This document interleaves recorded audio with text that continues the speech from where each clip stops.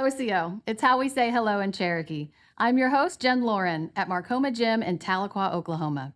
Physical fitness is important for all communities, and this is one of many facilities across our reservation dedicated to the health and wellness of our people. Cherokee National Treasure Thomas Muskrat is one Scotty elder from the community of Bell, Oklahoma. In his younger days, Thomas was a Golden Gloves boxing champion and coached a team of state champs and Olympic qualifiers. It's no surprise that in his 80s, Thomas still has a mean right hook.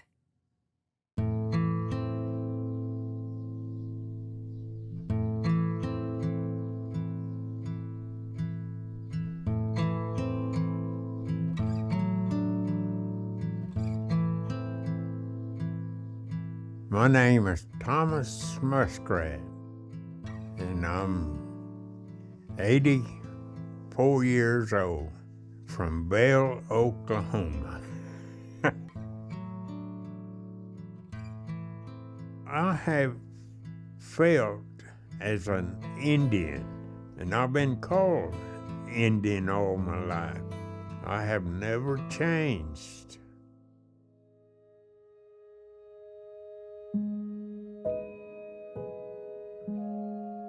I was raised by my grandma and grandpa.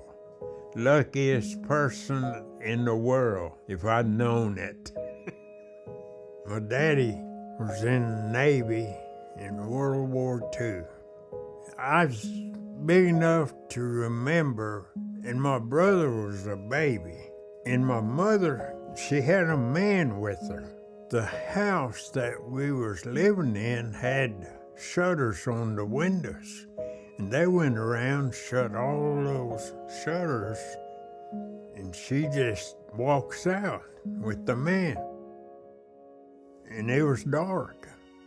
But I went to the door and I found a little hole, and I could look through that little hole and tell if it was day or night.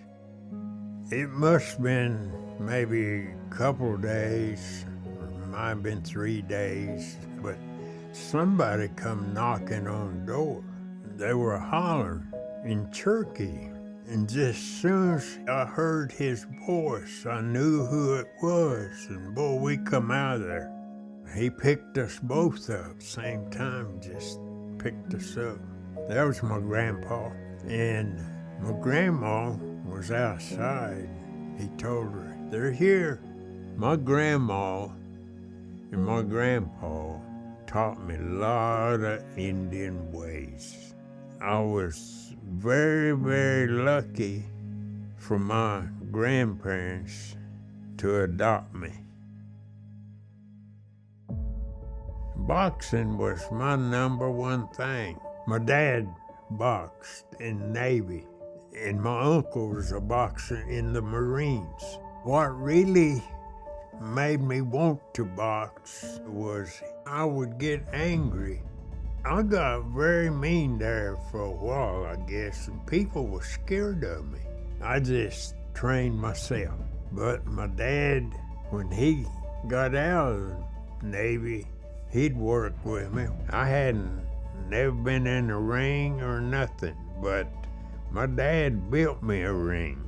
And then after my uncle came home from the Marines, he's one matched me. He said, "You're fighting this weekend at Eufaula." We went down there and I won my fight. And I guess it made my uncle happy.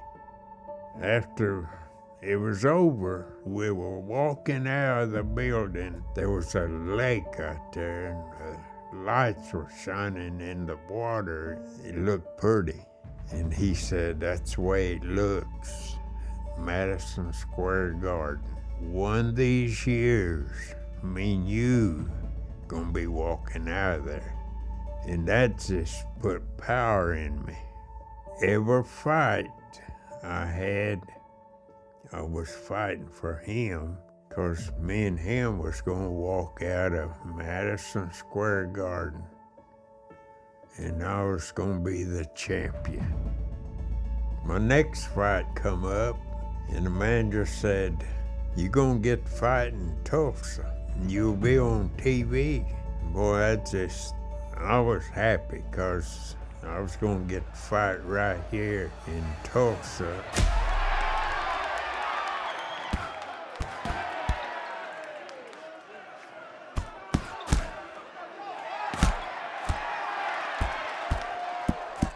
So I knocked him out second round.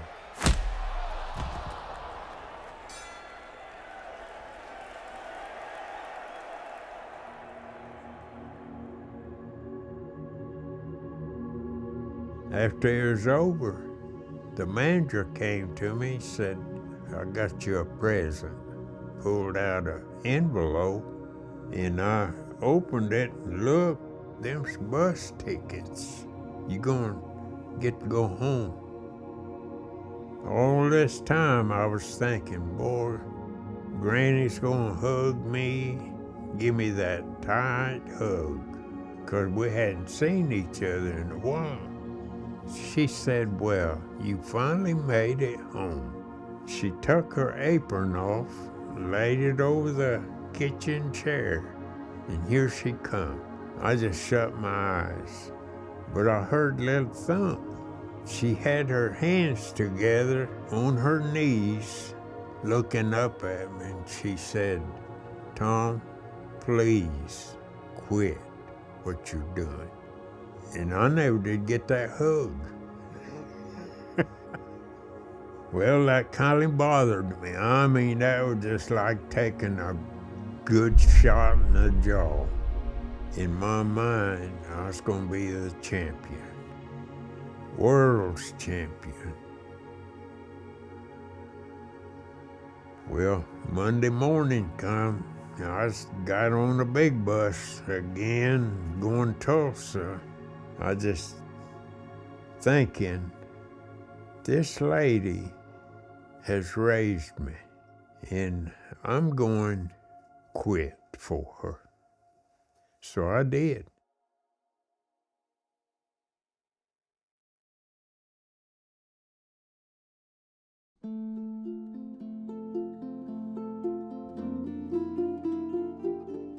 One day it was probably a month later, my uncle came to me.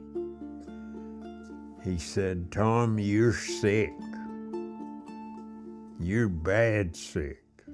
I said, how do you know? I've been watching you for a while. We can fix it. How are we gonna fix it? He said, there was a couple boys walking in front of the house, and he said, see them boys? They're headed to a swimming hole. They're gonna swim all evening. That's all they got to do. Tell you what to do.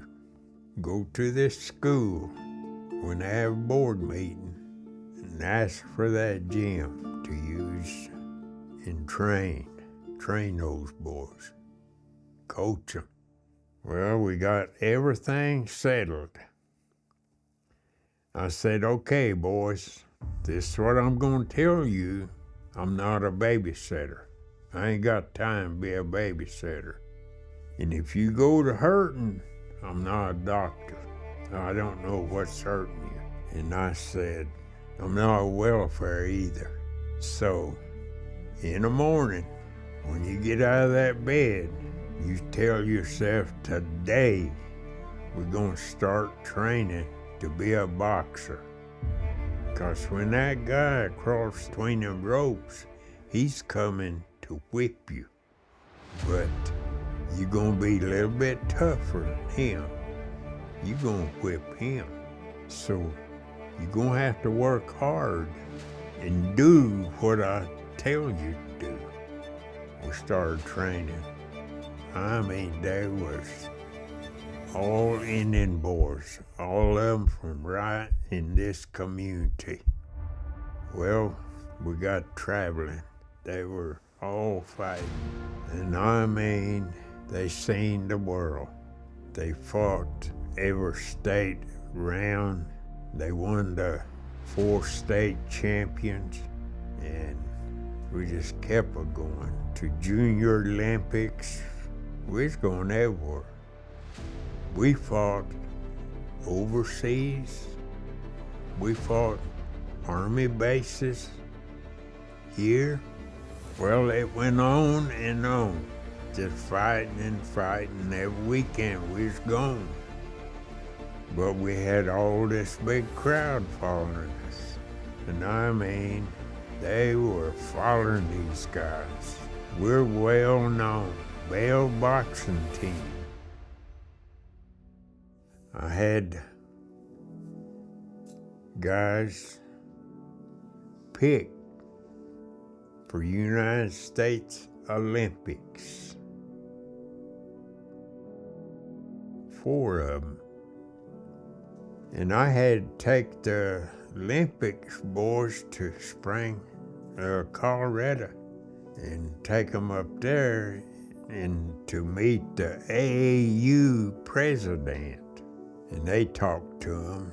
One got up. He said, "Sir, is Muskrat gonna be with us?" I said, "Boys, we have worked hard. We have broke the records, and you boys has done good. For me, I gotta go home. I got a family I gotta feed. Got a job I gotta take care of. I can't be with you. But this is what we've been working for." Well, that boy told him, said, "I can't go. The man that started me, put me where I'm at right now, is going home. I'm going home." He said, "I can't do without him." And the other 3, they got up, said, "We're with him." Same thing here. We can't. So they came home with me. But the boxers still come around. They still check on me. And they're just like a family now. I kind of see it different now. It seemed like every time I think about it, I thank my grandma for stopping me. I mean, I wouldn't tell anybody. I don't care if they're old or young to be a boxer. I got 2 years they're not alike. Then I got cuts over my eyes. I used to walk out of the ring, my eyes almost shut, plumb shut, and just red and black, but I never lost. I walked out as a winner. I loved it. I really liked it. If my grandma hadn't stopped me, I was gonna be a champion. I don't know, I always wanted just to fight. That's all I thought about. I always throwing them licks.